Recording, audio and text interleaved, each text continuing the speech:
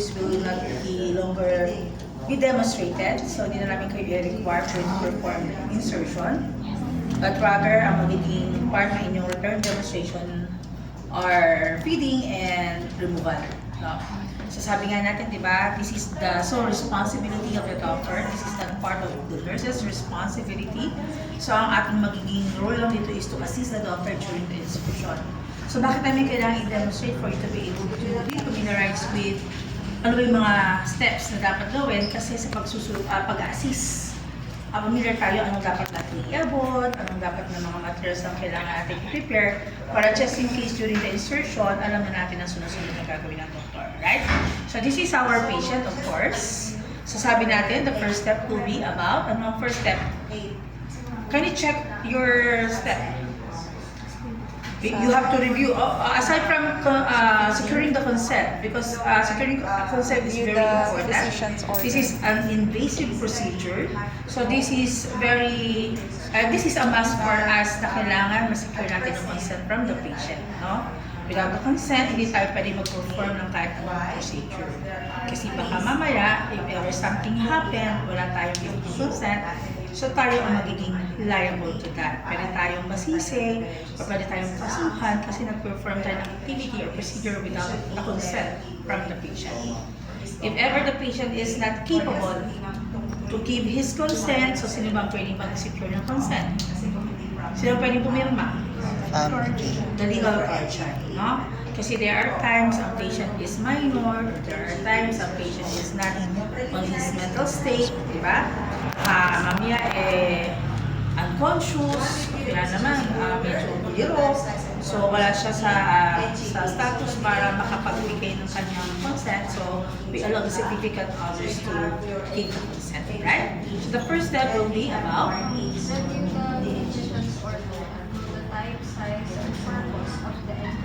alright, it is very important for you to review. Baka mamaya wala naman palang order para ilagyan ng NGT ang patient, and yet, ito ang sinabi sa doktor, ito pong bibigyan ng NGT. Lakas-lakas kumain, wala namang indication na siya ay for NGT. Tapos, namali ka, hindi mo i-review ang order. So, instead ng ibang patient or yung patient dapat na mabigyan, so ibang patient ang nabigyan ng NG2, right? So that's why it is very important. At the same time, we have to assess also the type.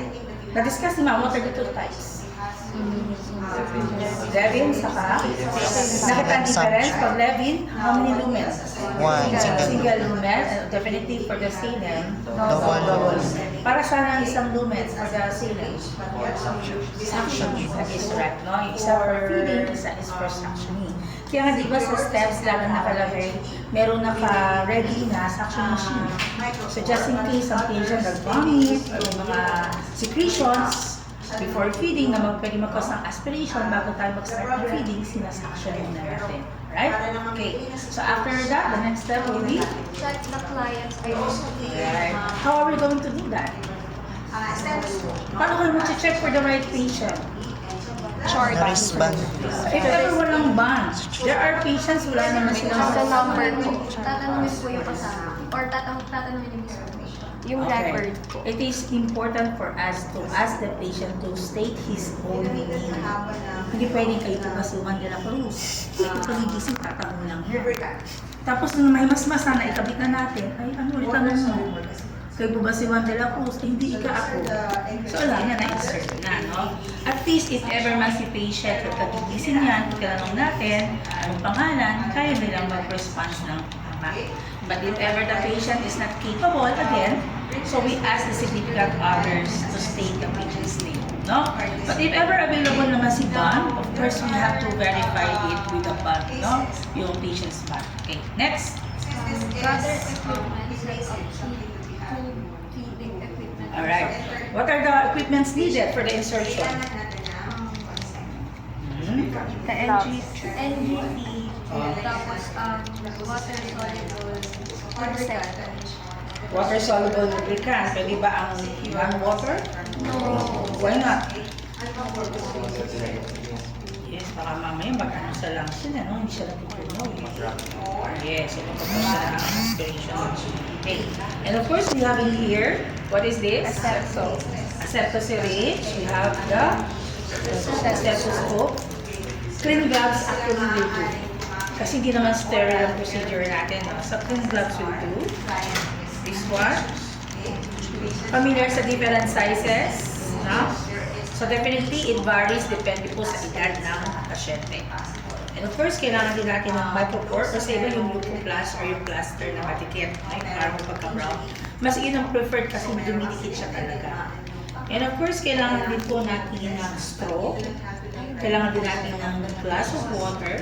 And of course, kailangan din po natin ng waterproof pad para just in case baka mamaya may mga discharges or secretions. So, may iwasan natin mabasa si patient. Right? So, what's the next? Meron ba akong nalimutan? Meron ba akong nalimutan ng materials? Sa tingin niyo, meron ba tayong nalimutan pa? Wala naman na, no? What's the Safety pen light? pen. Kailangan ba natin ng pen light? Apang tingin sa throat. But siguro optional, maybe. Patidang. Baka if ever nag-down. Pero hindi siya kasama sa basic. Ay, oo. Marker. Ito pala yung marker as marker. What else? MSS basin. Provide privacy. So how are we going to provide for privacy? Curtains. So may curtain tayo. If ever nasa ward tayo, tabi-tabi si patient, ang pinaka-pagitan lang nila is curtain. So we have to close muna yung curtain. Kung naka-single room tayo, maraming kasamang relatives sa loob. So you could ask yung other relatives, labas po muna kayo. No? So, and ano pa? Paano pa kayo magpo-provide ng privacy?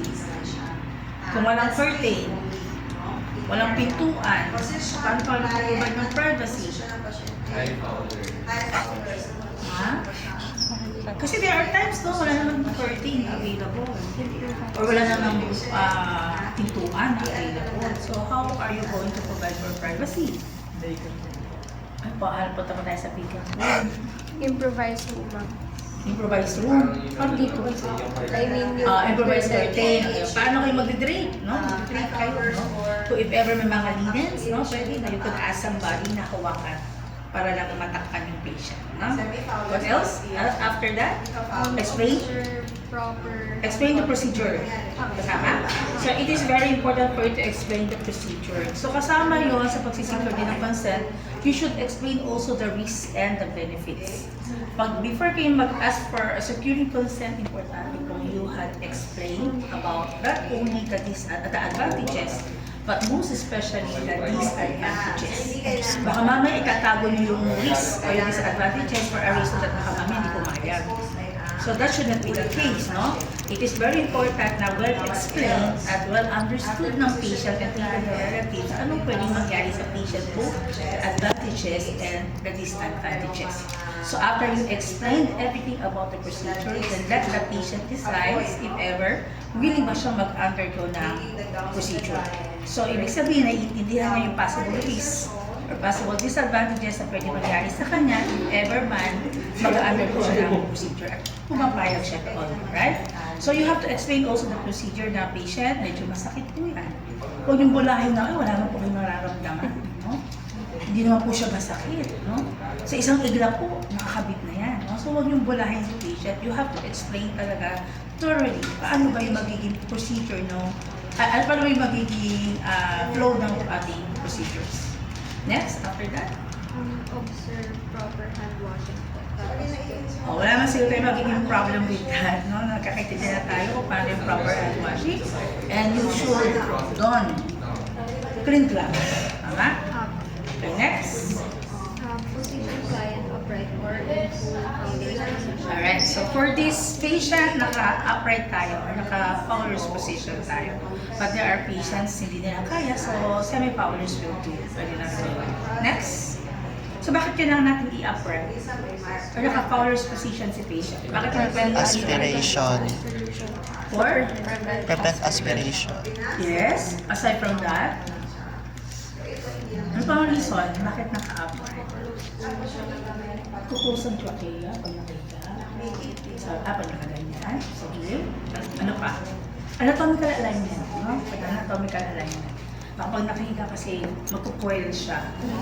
At least nakataya, anatomical alignment siya. Diretso siya. Kaya we ask the patient habang in-enter natin to hold muna or nagsisip para mag-close din yung glottis para prevent aspiration. Next, ano pa? Put a clean towel over the patient. Right, so para di gagawin nyo, so this is the clean towel or the waterproof pad. Lagyan natin siya. Next. Measure tubing from the bridge of the nose. Alright, balik ka dito. Volunteer. Para ma-experience paano assuming naka-down ka lang yung gloves. So sabi, paano pag measure?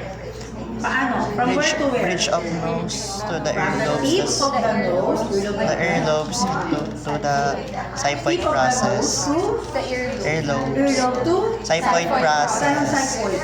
Sa may Below. Sa gitna, sa ilalim ng Sternum. Alright, so ito yan, ha? Yung, bakit? From, ito mo, asan ang tip ng nose? Indentation. Okay, hindi na tip ng nose. Tip ng nose, asan ang earlobe? Next, ako. Next. Oh, okay, ilagay mo dyan. Ito ang next, hanggang xiphoid. Ito pa lang, dyan na yan. Umbilical.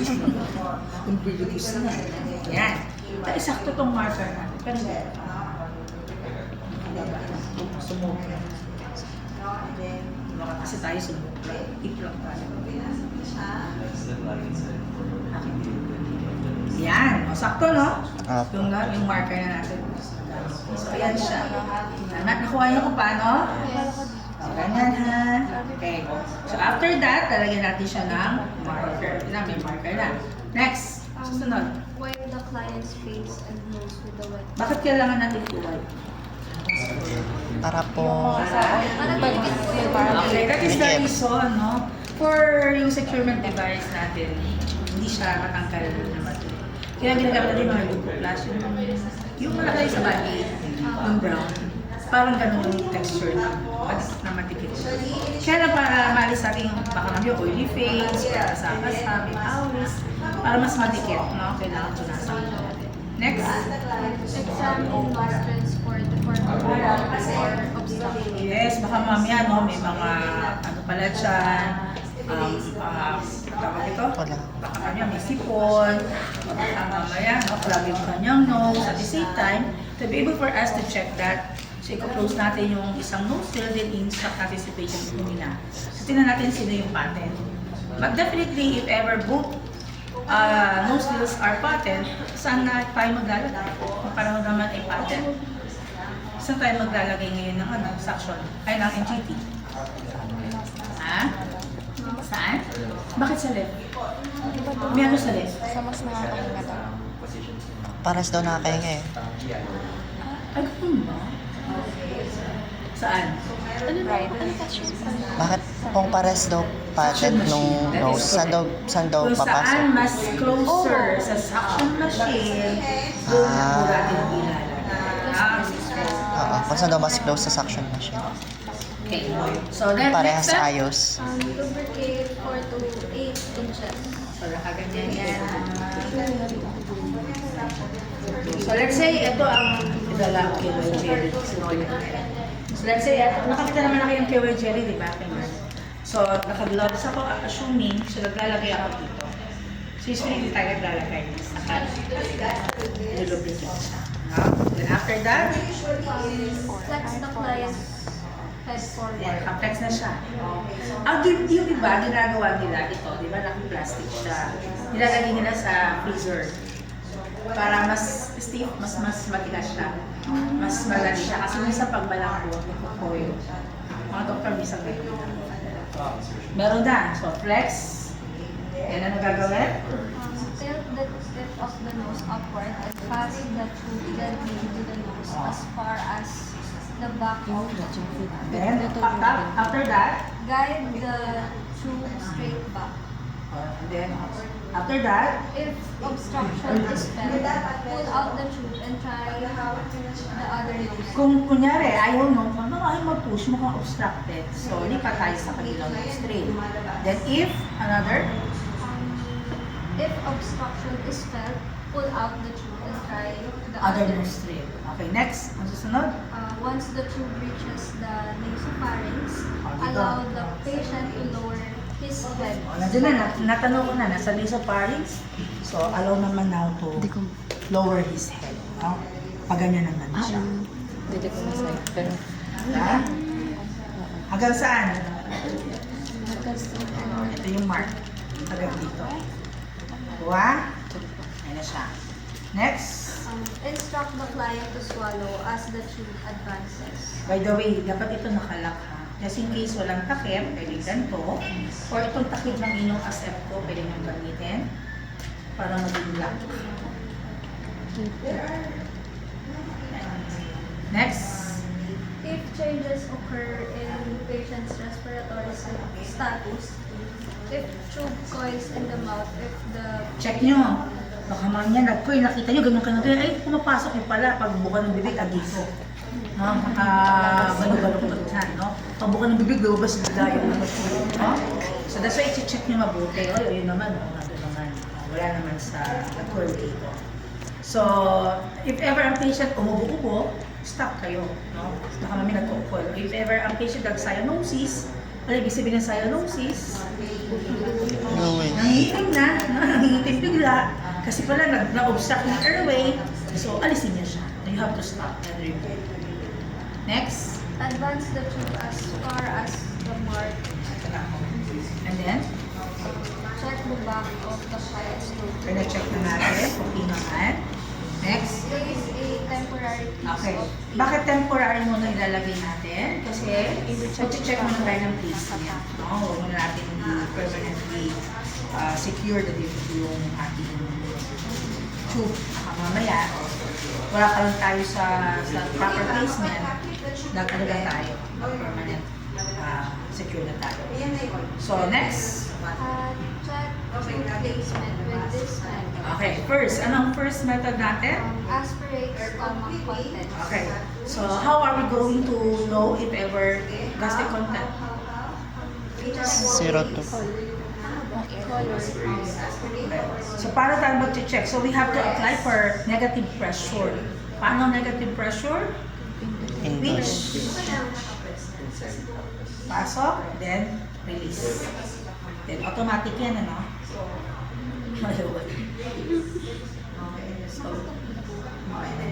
mag-apply na kayo ng negative pressure kasi. Ay, ito na.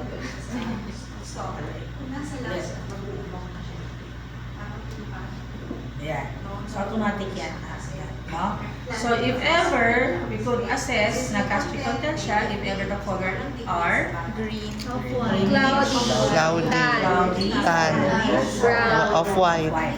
So, doon makita tayo. But if ever the color is coffee, ground coffee ang color, very dark, so we have to stop. Why? Baka mamaya may bleeding tayo sa loob. No? So, let's say, kulay, ba't ganito? Parang kape. Very, very dark. So, mag-doubt tayo, baka may bleeding sa loob ang patient, GI bleeding. So, stop tayo. No? So, if ever naman ang ating aspirate is more than 200 ml, ano gagawin natin? Ha? If ever more than 200 ml, what are we going to do with that? hold still. Aspirate. Hold still. Hold still. Ano gagawin Transmit natin doon? and then Ibabalik. Normal yung diba? Kasi wala sa exam yan. nasa exam 2 eh. Ano saan? Ano, aspirate ko, ang dami! 300 ml! O, i-return daw sa nagagawin. Delay the feeding. Why? Yes, very good. Kasi ibig sabihin, hindi pa na-digest, no? Hindi pa na-absorb yung previous feeding. So, delay muna natin yung feeding. Ay, huwag na natin i-feed kasi puno pa. No, marami pa. Baka mamaya ang patient mag-aspirate. Saka para bang busog pa kayo, tapos lalagyan ng pilit yung tiyan nyo, di ba? So, that's why, delay muna natin yung feeding. Mamaya na lang po ulit, no? After an hour or 2 hours, right? But if ever the content is less than 200 ml, so it means that pwede tayo, no? Pwede tayo mag-feed, right? So, this is the first one. Ano pa? Check pH. How are we going to check for the pH? pH We have to use pH the strips. pH strip. most paper, no? Okay, so paano natin malalaman if it is acidic? 0 to 4. 4. If it is alkaline, 7. 7 above. No, that is other. Although hindi siya, kasi madalas wala namang available dito na newspaper.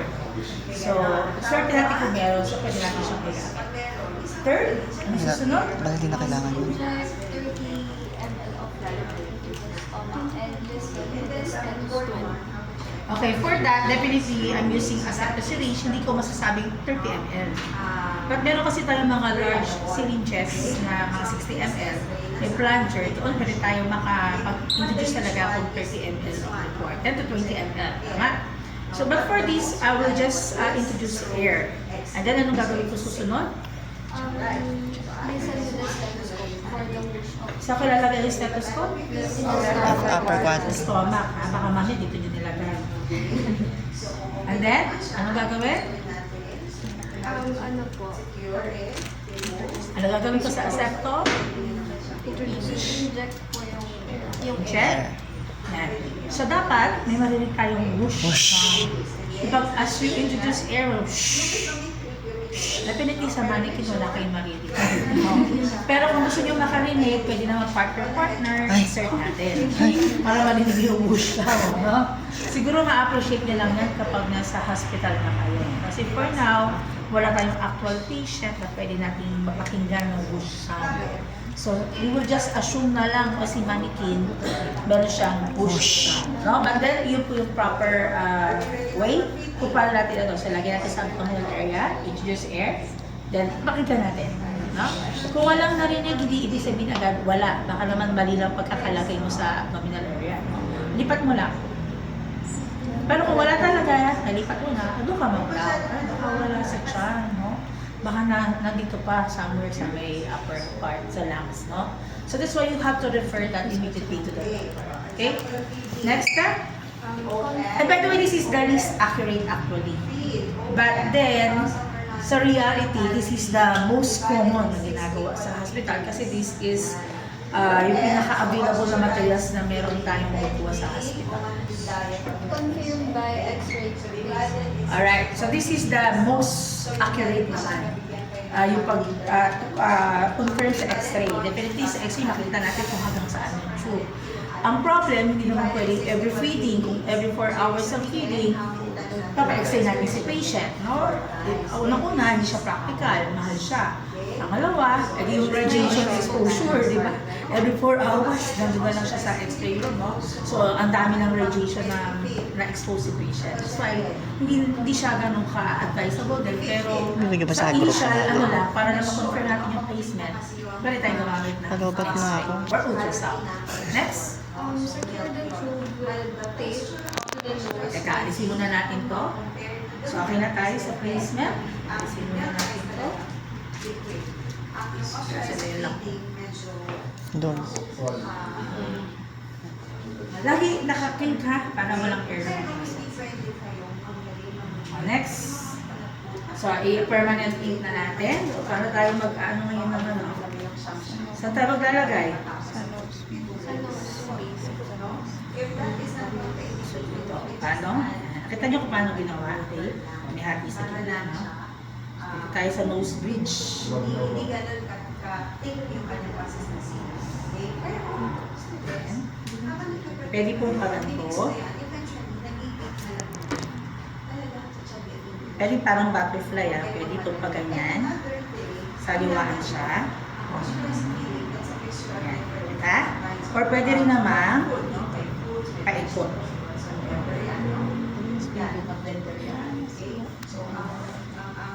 Butterfly na lang ako. Pwede yun, butterfly. Or paganto naman siya. Ayan.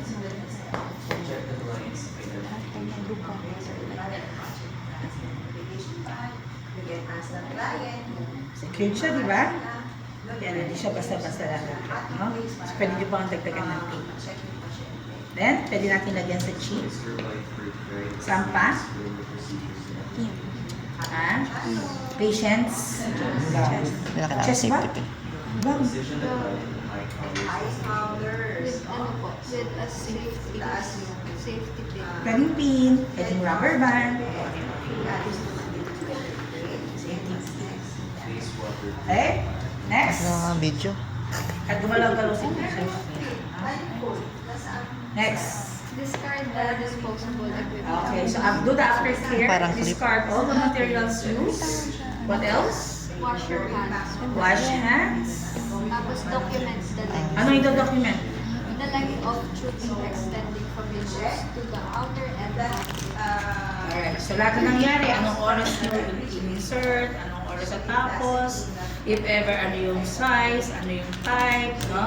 Ano yung reaction ni patient, so everything must be properly documented. Alright? Any question with this? Ah. So at least alam nyo lang, but